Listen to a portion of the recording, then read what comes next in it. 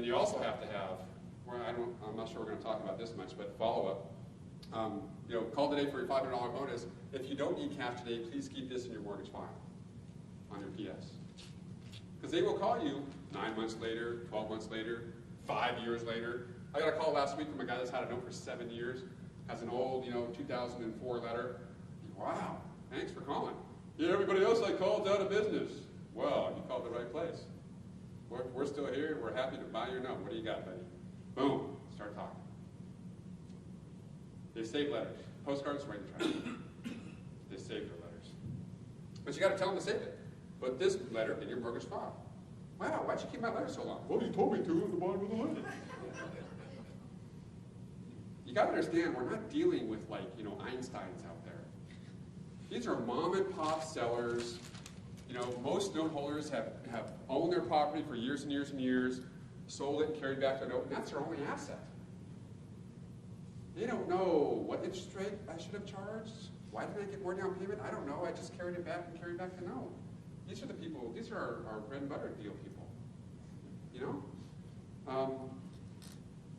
Postage. Oh boy, let's talk about postage. So now we got our letter, we got the kind of paper, we got the signature, we got the envelope, we got the time-sensitive material on it, we got the one window. But what postage gets the best results? The best results. What's that? First class. Yeah, well, he already knows, first class. But I did it all, guys. I did, first class, regular stamps, commemorative stamps, bulk mail, Pitney Bowes machines. I did those for a year. The Pitney Bowes where you put it through and it has a little saying on it, and it's really nice. I was going to give me more responses. First class pre-sort, zip plus 4 pre-sort, zip plus 8 pre-sort, zippity-doo-dah-day, I did them all. Every single option they had for mailing, I did them. I did the big, even for 3 months was really expensive, but I really wanted to get more responses and see if I could. I did the 2 to 3 day envelopes for, at that time, it was like, $3.95 or something, to see if I could get more responses. You know what I'm talking about? Yeah, the whole just like priority 2 to 3 day. I did that for 3 months. About 6,000 of those went out. Didn't improve my responses though. So, tested lumpy mail. Oh, I didn't even make a note of that, but yes, I did test lumpy mail. What's lumpy mail? Yeah, you're putting like a magnet, a pen, a piece of candy, what's that white powder stuff? Whatever you put in there. Anthrax, there you go. Look at me, I'm so delicate. Right? I tested, and honestly, just a waste of money, for those extra marketing things. Here's what they do. They open it up, they take the pen out, and they throw your letter out. Hey, I wrote a free pen! Woo! Piece of candy! Oh. That's what they're doing. Lumpy mail. I had one guy that put it in the little tubes, the round tubes, with a couple little toys or candies or something that rattled, with his letter. Oh, they opened them, but he didn't get many calls. I think they just threw out the bomb before. I went, dude, it looks like a bomb, man. And it rattles inside, and good thing you didn't put like a free watch or something there. Oh my God. Right. Absolutely. I think it's in here. You got all the good questions today. You're going to get a gold star. I didn't rate any, but I'll give you one. So what's the best postage to get the best response? Unfortunately, first class. What is that, 44 cents now? And I heard it's going up. It'll be probably 50 by the end of 2012. 50 cents a pop or something. But, and not just the darn flag, right? Something that works with the flag, if you do have to use the flag, is put it upside down. That works a little bit better sometimes. But I sit in the post office and I wait in the stupid line and I buy commemorative stamps. What are commemorative stamps? Yeah, Elvis, hay wagons, clouds, flowers, puppies, Marilyn Monroe, hearts, firemen, love, whatever that commemorative thing is. Boom! You stick that bad boy on there, you're at 3%. I'm telling you, they're so tired of getting the bulk mail. They're so tired of getting But they see a nice professional letter with the one window and then Elvis Presley in the corner. Ooh, that stands out from the rest of their junk mail. And they take it, and they open it, and they save the stamp, and and they call you. No, those do not come in peel and stick. So you're like licking and sticking, right? It's like a calorie lick. That's why I'm 500 pounds. Get a dog. Get a dog. Yeah, get a dog. But I did that for years, for 15, 16 of my years. I licked stuff, stamped all my own envelopes and stuff. And I would literally lick every single freaking one. Oh, why don't you use this sponge? I tested that too. You know what happens with a sponge? It doesn't stay on. You need the 98.7 degree saliva to stick that envelope shut. I'm telling you, that hot, yeah, makes it stick. You need it. So get ready. Do some exercises. Get ready. Oh, it's funny.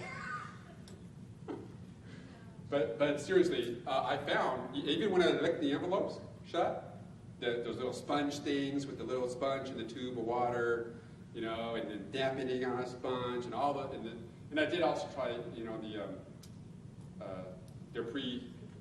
peel it and stick it. I did that, but then it was not cost effective. It got too expensive because those are really expensive, the peel and stick envelopes. So it wasn't cost efficient. It wasn't effective. So yeah, the licking and stuff, and you cut your tongue. So it used to be, I would, lick and stuff and stamp on my envelopes at the beginning of the month. And then you'd call up, I'm not capital, and I'd be like, my tongue's all cut up and stuff, and couldn't talk for a couple days. So there's like blood on the envelopes as I'm licking it. Postage. What else? When to send them out, tracking, and that's it. Okay, so let's talk about that. I want to talk about cost right now because it kind of comes up with postage. With the cost, my cost right now, without the direct mail company, is about, I think it's 78 cents per letter that's going out. That includes postage, the name for 12 cents a name, the letterhead, the envelope, the toner, and my little big blue pen. I estimate one pen a year I go through the ink. And so that's 78 cents per letter that goes out. That's $780 per 1,000 letters. That's some expensive marketing. It's the most expensive marketing that I do. And I know that I can handle up to 2,000, 2,500 letters per month. Right now I'm doing about 1,500. My girls are real busy. My girls' dance competitions, fashion shows. So I kind of backed off a little on my marketing to do some more stuff with them, with the board, the whole thing. So I'm doing about 1,500 letters a month right now. So I'm expecting how many calls? Well, 45 to 60 calls coming in from those letters. Yeah. So that's or 45 to 75 calls, per 1,500 letters. And that's about what I get every month. I'm getting between 75 and 100 calls a month. Why more? Because I'm getting leads from other marketing methods. This is just one. Just one. Remember, it's 3 to 5 lines in the water, right? This is just one line that I tested all these different things out. And then my guy, it's 25 cents each, so it's for 1,000. It's $250 for 1,000 to have a little girl sit there, sign it, stamp it, and stuff it, and print it, and all that stuff for me. Yes. After your initial mailing, do you drip, do you follow up? And how Yep, we're getting there. We're getting there. Absolutely. Yeah, it's not a one-time thing. It's not send out a letter, that's it. It's a direct mail program that you have to follow. So what else about direct mail? And then we'll get into that question that Lisa asked. When to send it out? Oh, this was a puzzle for me for so long. When do I send it out? On Saturdays, on a Monday, Tuesday, Wednesday, Thursday, Friday, Saturday, Sunday? Do I drop it in the mailbox on Sunday? What's going to give me the best response? Do I do it at the beginning of the month, at the end of the month, in the middle of the month? When do I send it out? Do I drop it in the mail at 9 a.m. in the morning, or does it go in the afternoon? It makes a big difference when that letter gets to them. Huge. I didn't know this. I tested it. I had to figure it out myself. There's no books written about it. Books at mine. But this is what I tested. Do I take that 1,500 and send out 500 a week? Do I send out 100 a day? I did all that. Send them out all at once. Send them out on the first Friday of the month. First Friday of the month in the afternoon, after 3 o'clock. Because when I do that, guess when my phone starts ringing? Well, on the West Coast, right after lunch. They start getting their mail back east in those other states, my phone starts ringing right after noon on Monday. Mondays are my busiest days ever, every week. Right after 12 o'clock, the phone, it's almost automatic. 12:05, 12:03, that phone starts ringing. Friday, 3 o'clock, Monday, my phone rings. And then it lasts for a couple weeks, and then it trickles out, and then the next mailing goes out the next month, the first Friday of the month. I'm just telling you what works for me, right? And to show you what I've tested to get the results I get. You send it out on a Monday, and they get it on a Wednesday or Thursday, and they're tired from working. Mondays are great. They call you on that Monday. That's what works for me. What else are we talking about? More micro-testing, tracking. How do you track it, Jeff? Well, yeah, you got to track. You have to know what letter they're calling from. When you send it out? If you sent it out 7 years ago, or last week, or when did it go out? To track your success, to see how that goes. So I use the date of the letter, a secret code number at the bottom, a secret code in the regarding section, zip code, zip plus 4 preset. I used to print up, when I printed my letters, I'd have them numbered 1 to 2,500 or whatever it was. Hey, what's the number on the bottom there? I used to ask them. But now I just have in my letter, it has, in the window, it shows through their name, their address, and then it says, regarding, like the subject line in email, I guess, regarding, and then I've never told anyone this, trust deed number, their zip code, and my special 3-digit mailing code. So like my next month is my 273rd mailing ever, so it's their zip code -273.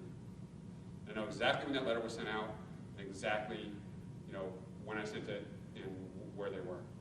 So when someone calls me with, oh yeah, my zip code, what's your trustee number there? Oh, it's 97654-111.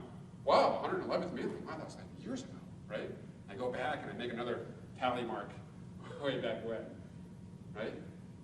Oh, and yeah, what are you tracking on? Well, guys, I started in the dark ages, right? 1991, pre-computer. So I got legal pads all over the place with little scratch marks on it. I've got that.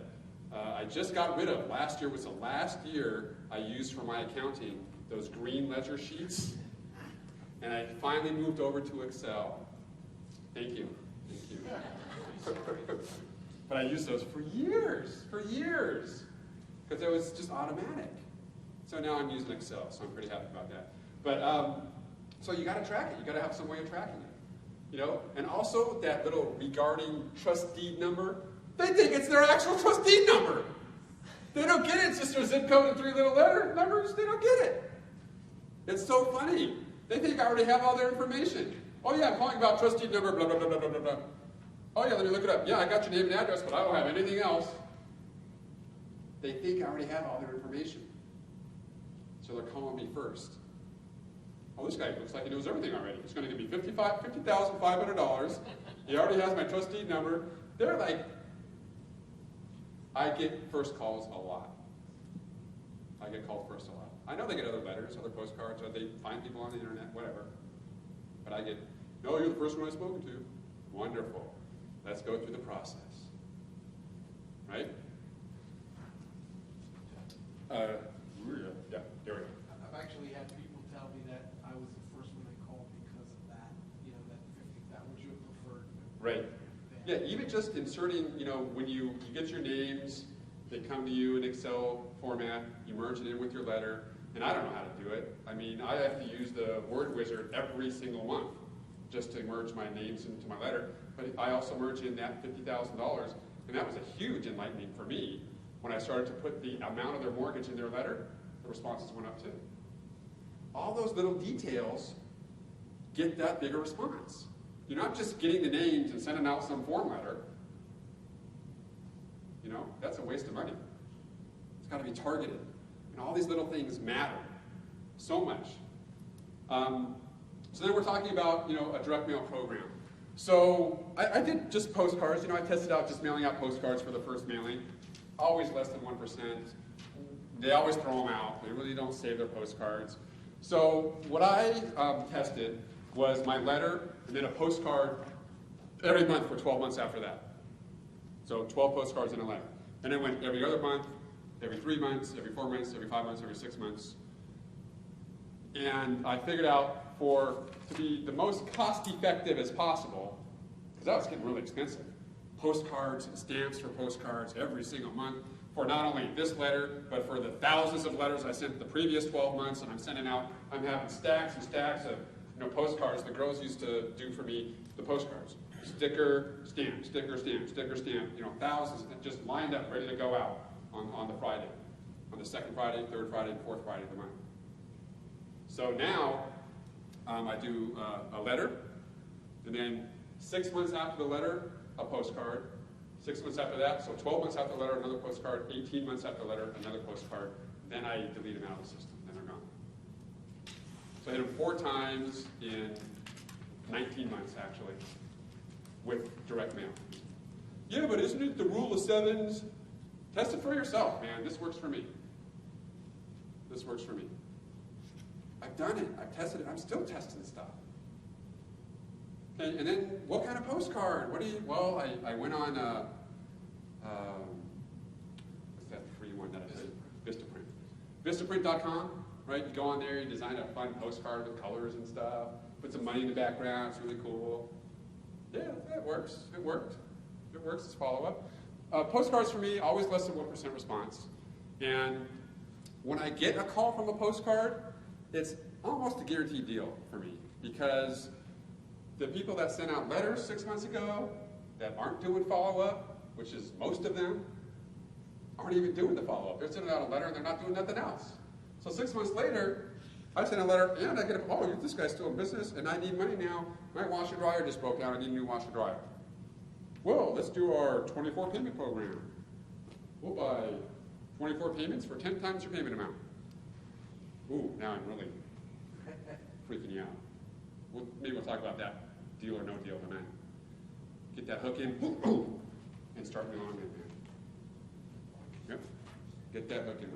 So postcards, 3x5, 5x7s, 4x6s. I've used all sizes, used all different kinds of full color, no color. You know what I use? A cardstock, bright yellow cardstock, very simple. Armstrong Capital in front. Got that little Yahoo guy that I found online, a little figure. I don't know if you go, woohoo, little guy like that. It's a little stick figure guy that goes, woohoo, on the front. And on the back, we pay cash for mortgages, and it's pretty funny, huh? Ooh. But the little Yahoo guy is what I call him. And that's it, just a simple yellow postcard. Yeah. What size? 4x6. Yeah, 3x5, a little bit too small. It's really a 4x6. Yeah. Postcards, 3x5, 5x7, etc. 4x6s work best for me. Postcards do not get the response that that letters do. I already said that. Toes of the color, the body, just little, got notes. The got milk thing. Got notes. I thought it was funny. It didn't work because, yeah, they may have. It was the best is just, are you receiving payments? Do you need cash? Call now. That's usually the best. Handwritten, pre-printed. Mine are pre-printed. Handwritten didn't give me any more responses. I see people trying it all the time on the outside of their letters. They're handwriting the address, like it's more personal or something. So you open it up. That didn't give me more responses.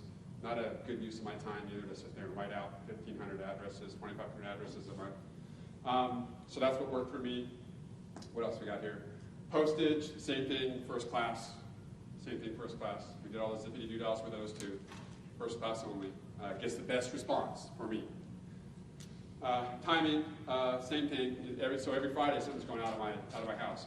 First Friday of the month is the letters. Second Friday of the month is the 6-month postcards. Third Friday of the month is the 12-month postcards. Fourth Friday of the month is 18-month postcards. Are you with me, guys? Fifth Friday of the month, God gets to rest, right? No, I shouldn't say that. But no, if there's Fifth Friday, nothing's going out on that Friday. It's a miracle when there's a Friday with no mailing going out of my house. How often to send? I already told you that too.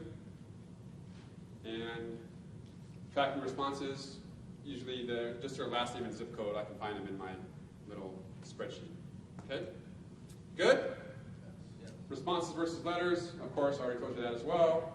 And remember, it's a direct mail program. You can't just send out a letter and get a deal, send out another letter and get a deal. You've got to be consistent with it. At least give yourself a good 6 months to test it out for yourself, if not 12 months. To do a whole direct mail program and see how it works for you. Yes, sir? Do you use your home address as your return address? P.O. Box. P.O. P.O. Box, yeah. I don't need the whole country to know where I live. You know? Right. I really don't. Get stalkers and stuff. Let's talk about classified ads. We're trying to get this done by 12:30 to keep us on time. Let's talk about classified ads.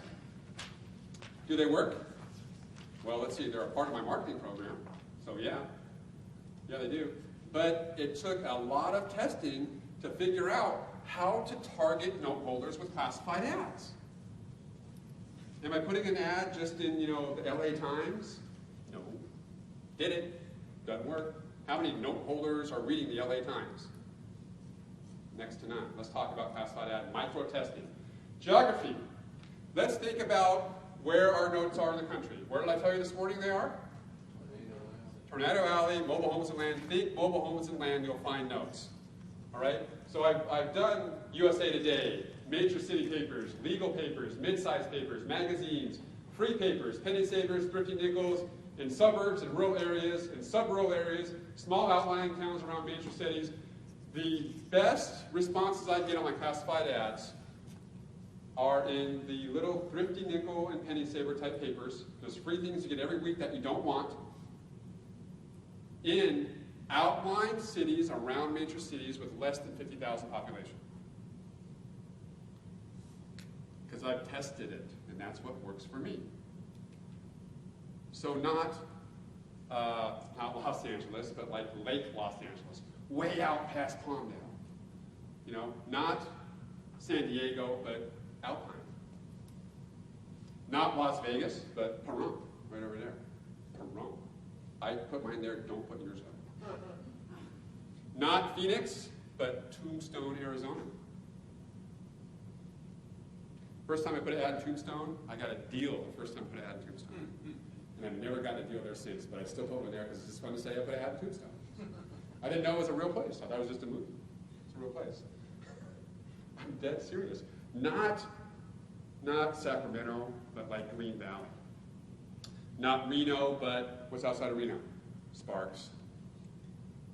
Right? Are you getting the idea?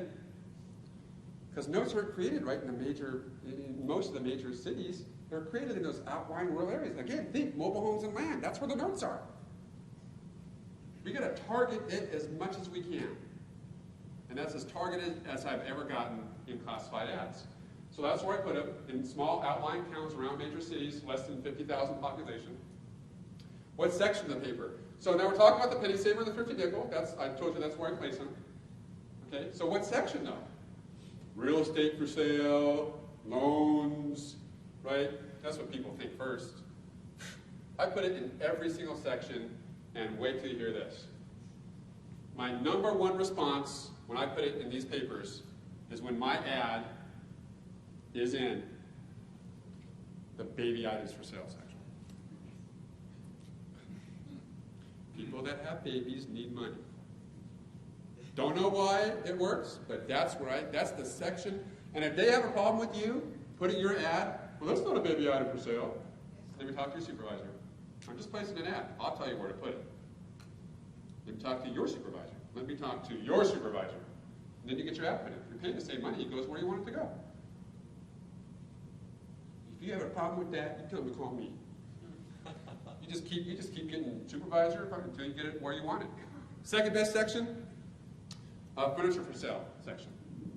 Because people that are selling their furniture or looking in their furniture for sale might have sold a property and carry back a note. So that's my second best section to put it in. Have you even thought about things like this? No. No? Isn't that crazy? It is. Jeff is psycho, right? What an anal I'm a 10th person. I mean, I dialed this in because I wanted to work, right? And I kept trying stuff, and this is what works for me for classified ads. Now, back in the early 90s, I could put an ad in the LA Times and get no callers to call, the next week, no problem. Doesn't work anymore. Not anymore.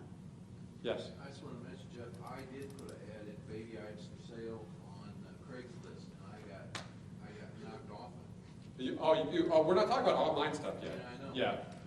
You put an ad in baby items for sale on Craigslist, and they took you out. Okay. Well, we're not talking about online right now. We're talking about regular classified ads. We'll get to online if I have time here. Okay? That internet world is a whole different tricky world that I personally am still testing for myself. The body of the ad, 2 lines, 3 lines, 4 lines. I've tested all kinds of text. I'm going to speed this up just a little bit here. Regular phone number, no, 800 numbers. If you're telling them that you want to buy their note, and you can't pay for their phone call, what does that say about you? Especially when you're doing nationwide. Now, if you're doing a local market, maybe you have some different postcards or letters that have your local number in it. Okay, so they can see that you're local, because some people like that localness. But not if I'm paying them $2,000 more. They'll do it with someone out of state. And I'm paying for their phone call. So, I'm saying, don't just get an 888 number or an 866 number, because those are too new. Try to ask for an 800, actual 800 number. It seems like you've been in business longer. Because you don't see those anymore, do you? Who has an 800 number? I do. 800-845-3055. Been the same one for 20 years. Ask for an 800 number. You'll get it because no one asks. They just all take 877, 866, whatever it is. Okay? So in the body of the ad, my ad says, here's my ad. I'll give it to you, just don't place it in the places that I place it, because I'll know. My ad says, are you, capitalized, bolded, receiving payments? Receiving is capitalized and bolded. Are you receiving payments? Kind of qualifies them. They have to be receiving payments for us to buy their note, right? Right or wrong? Right. Come on, guys. Right. So are you receiving payments? And then what? Do you need cash? Because if you don't need cash, don't call me. Kind of qualifies a little bit. And my 800 number and my website. That's it. That's my ad. Been the same ad for 10 years. That's my ad. And sometimes you can pay a little extra, and they'll put like a circle around it. Have you seen that? Sometimes in those ads? It's like they already circled it themselves, and they're going to call you. If you get it circled in red, even better. And not an even oval, but that messy circle that looks like they circled it. They'll do it. You find it. And they will come. They will call. Yes, web address, many, many different texts and words. I tested all kinds of things in the ad, but that's been my ad for many, many years. And I still do it. The next thing is when to place it and how it kind of works for me. Do you run it all the time? When do you do it, Jeff? So, I've tested different things, all kinds of different stuff, all up here, all year long, every other month, every week, every 2 weeks, one weekend, every weekend, in between, weekdays, 1 week at a time, 2 weeks at a time, 4 weeks at a time, 6 weeks at a time, when to take it in, when to leave it in, what works best? Well, for me, here's how it works for classified ads. I think people need money like right after Christmas, right after holidays, right after the holidays. So I have my ad go in for 6 weeks from beginning of January through the middle of February. Then I take it out. Then people need money again to pay their taxes. So my ad goes back in March 1st through April 15th. So it just came out recently. Then, people will want to go on summer vacation. So they need money for summer vacation. So the ad goes back in May 15th through the end of June. And then for those people that didn't call before vacation, they're going to call me after they went on vacation. They don't have any more money because they got to pay their credit card bills now. So September through October 15th is the last 6 weeks I put it in every year. I don't put it in again during the holidays because it takes us a month to do a deal anyway. It's not going to do them any good to put an ad in December. They're not going to get their money until maybe February. You see? So that September through October, middle of October, those 6 weeks there is for people that need money to pay for their summer vacations and need money for their upcoming holidays. So 4 times a year, 6 weeks at a time. Why 6 weeks? Why do you do that, Jeff? Well, I tested it, and here's what happens. They open up that stupid penny saver every single week, and they read through it. They actually look at every single ad, right? It amazes me because everyone's looking for a deal. Tires, and cats, and dogs, and cars, and houses, and whatever they're looking for. Pots and pans, I mean, everything's in there, right? So they're looking through it, and then, oh, there's that guy that buys notes again. There's a guy that buys notes again. Every week, I'm right there. I'm right there. All of a sudden, oh my gosh, where's the guy that buys notes? He's not there anymore. Then the ad goes back in, boom, that's when you get your calls. That first week the ad goes back in, that's when your calls come in. And then it sits there again. There's that guy, there's a no guy, there's a no guy, there's a no guy, there's a no guy. He's gone. Oh no. Comes back in, boom, they call you again. Works like clockwork every single time. They call that first week that ad's in there, and then you're just there for a while, and then you're gone. And then they don't want to miss you again, so when it goes back in again, they call right away. Ingenious, right? Just testing, man. Just testing. It's just testing for 20 years of doing the business. 20 years of putting ads, classified ads, in different kinds of papers and stuff. PennySaverUSA.com. You can find where they have penny savers. Thrifty Nickel is TNOL, ThriftyNickelOnline.com, TNOL. That'll tell you where they have papers. And what are you going to match up? You're going to match up areas that have mobile homes in them, right? To find them. Boom. What else? What else? And again, it's a classified ad program. You're not putting it in one day, one weekend to get a deal. It's just not going to happen that way. It's a whole marketing program. Let's talk about getting referrals. Referrals, least expensive method, right? I mean, a little bit of talking, a little brochure or something, maybe like that. Building up a referral network. Let's talk about referral networks. Who is going to be in a referral network? In our referral network, the people that can refer notes to us for us to buy or broker are people that come into contact with someone receiving payments on a note. Real estate attorneys, accountants, financial planners, CPAs, tax preparers, estate planners, estate attorneys, real estate agents, real estate brokers, loan officers, escrow agents, title agents, appraisers, processors, the note sellers themselves, bail bondsmen, business brokers, bankruptcy trustees, BK attorneys, developers, builders, contractors, postal workers, anyone you are in direct contact with. That's about everybody. What about also, you know what I just thought of I didn't mention? Is people that work at and own mortuaries. Hairdressers. Barbers. They talk to all their people. They talk to all their clients. You know? Taxi drivers. Oh, I got a deal from a taxi guy one time in Phoenix. I don't have time for that story, but whoever you're talking to can be a potential referral source. So you're talking to people on a plane, you know, whoever you're talking to people with. Those are people that you know, you're in direct contact with. Direct contact is part of my business. You know, I go to networking clubs. I think we're going to talk about it a little bit. I think I have it up here. But, you know, when you're thinking of, you know, who do you want your referral network, these are people that are in contact with on a daily basis or weekly basis, people that are receiving payments on a note.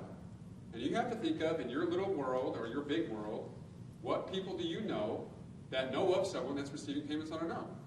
What about your hazard insurance agent? Do you think he knows who has notes? Your hazard insurance agent on your home. Do you think he knows who has notes? Yes or no? Yes. Why? Hazard insurance, he doesn't carry it up. Right. On the hazard insurance policy, listed as the loss payee is the mortgage company. If it's an individual's name, it's a note seller. It's a note holder. I mean, these are the things you have to think about sometimes as to who can be a potential referral source. Everybody can be a referral source. I've gotten referrals from my aunt. Every 2 years, I send everybody I know, friends, family, another little, you know, letter saying, hey, I'm still in business. We're still buying notes. Don't forget, if you bump into someone that, you know, is receiving payments on a note, needs to get some cash, let me know. My aunt referred me a deal. You know, when you pay your bills, you know, I put a business card in every single bill I pay. Even though they say, please don't include any additional whatever. What are they going to do? Call me up? What are they going to do, right? So I get a call from this is a few years ago, countrywide customer service rep.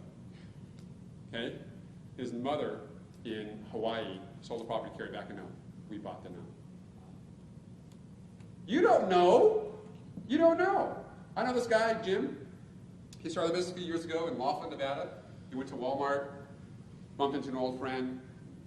Hey, what are you doing? How's it going? Oh, good, good. I just took this new class, and I'm a note broker now. Yeah, we buy and sell, sell finance notes. And his friend's like, oh, I just sold a mobile home and land in Bullhead City and carried back the note. Do you guys do? He's like, yeah. He got his first deal. Walking around in Walmart. Now, don't put that on your marketing plan. If you do, I'll slap you. But you just don't know. You don't know where you're going to get your next deal from. I'm in Phoenix, the taxi guy. I'm in Phoenix from the airport going to a hotel. Some taxi drivers don't say anything. Some are really talkative. This guy was kind of talkative. Hey, what are you doing here? It was like a 40-minute cab ride. What are you doing here? Where are you going? What are you speaking about? He's like, oh, I just sold the property and carried back the note. You buy those? In the cab ride, I whipped out my calculator, and I told him how much we paid right then and there in the cab. We bought that note.